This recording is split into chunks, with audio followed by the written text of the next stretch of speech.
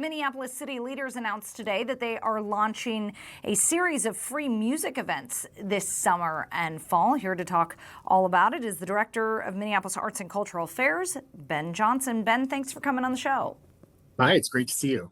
Okay, so you announced this lineup of live shows coming to Minneapolis.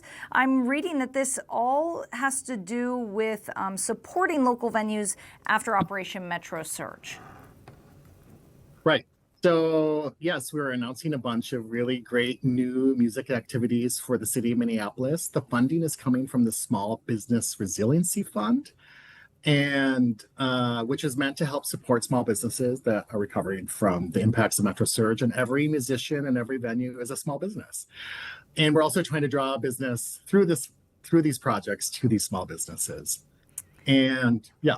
So the biggest event is the Minneapolis Mile of Music on August 19th. It's a citywide music crawl. Break down what this is.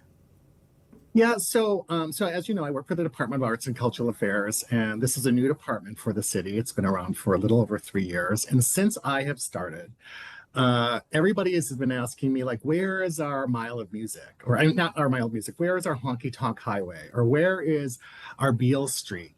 And to be honest, we don't really have one. So we're creating one, and Nicollet Mall and Nicollet Avenue were the inspiration, but then we also take it across the river to St. Anthony, Maine on Main Street and all those little restaurants in that pod right there. And so what we're ultimately conceiving of is like the world's best happy hour, where there's live music in all the bars and restaurants and other interesting spaces. And we want to invite everyone to come and have a drink and eat and hang out and socialize. And so the mile, it's actually a little bit more than a mile, but it does start on the other side of the river, jumps the river to Mara, Four Seasons, goes all the way through Nicollet Mall, through Loring Park, through Whittier, and ends at East Street Crossing. So a new state report found that Minneapolis's independent music scene generates more than $2 billion, and yet only 20% of independent venues were profitable in 2024. So it sounds like some of these businesses are struggling. Why is it so important to help them out? Well, I would say this, that Minneapolis is music, and our music scene is really, really important to the identity and brand of our city. And being able to support those local venues that incubate and support emerging artists or emerging musicians, the most unique artists that we have, is really the pipeline for success for a lot of musicians. And that was the really interesting information that came out of the 110 independent venues and entertainment spaces that provided information that is really kind of a fragile ecosystem and one that we don't want to have go away. So we commissioned this report, and now we're going to do a study of how we can help remediate and support all of the independent music venues moving forward. And we really think that these are important spaces for our community. They build community, they're gathering spaces, and clearly they're a really important part of our economy. And part of that economy is jobs. 15,000 jobs are tied to the independent music scene. Isn't that amazing? Yeah. I mean, yeah, it takes a lot of work and a lot of people to manage all of these facilities. And you're also talking about like people who are doing festivals and ongoing performances every night of the year, 365 days of the year. You're talking about the people behind the bar, the people who are booking the artists, the people who are doing security. And also the income isn't just about what happens to the spaces. It's also about the income that is spent at other bars and restaurants and other places around these events. And so it's time for us to really look at the impact of independent music venues and what they mean to Minneapolis. Let's talk about the history of Minneapolis's music scene. Bob Dylan is from Minnesota. He's up from the Iron Range, but Prince put Minneapolis on the map. So a lot of history here. Right. That was one of the interesting things that came out in the report, is that we may not be the biggest city, but we're one of the most important music cities.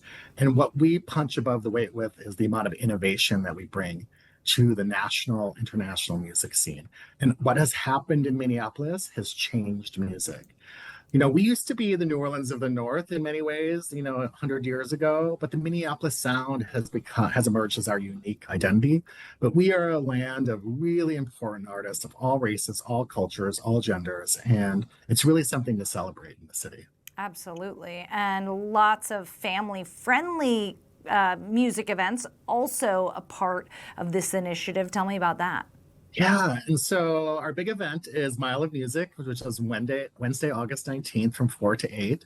And that's all the new creative spine of our city up and down Nicollet. But also right after the state fair, we're launching a really interesting new concept, which is called um, Indie Music Family Night Out. And what we're doing is we've invited all of our independent music venues to actually host family-friendly dance parties and live music events for the whole neighborhood. So this is the active invitation for every child, every parent, every family, every school, every church to like hang out together and listen to music and bring our community together. And we're doing this specifically because it was determined that during Metro Surge, one of the most harmed and traumatized members of the community were youth in schools. So one of the things as Minneapolitans we're thinking about is how do you bring kids back into community with each other in a safe and fun way? And there's no better way than to do that with music. But then also how cool is it that Minneapolis is using its independent music clubs and all of our musicians to do that on our behalf? As a kid who grew up going to a lot of music festivals with their parents, I love this. Nothing better than live music, kids dancing in the front. Totally. So fun, and I'm glad that we're making venues where it's open to little kids as well. All right, Ben Johnson, the Director of Arts and Cultural Affairs for the City of Minneapolis, thanks so much for joining us. Thank you so much. And I'll see everybody out at the Mile of Music on Wednesday, August 19th. That's right, August 19th along Nicollet Avenue in Northeast Minneapolis. We'll see you there.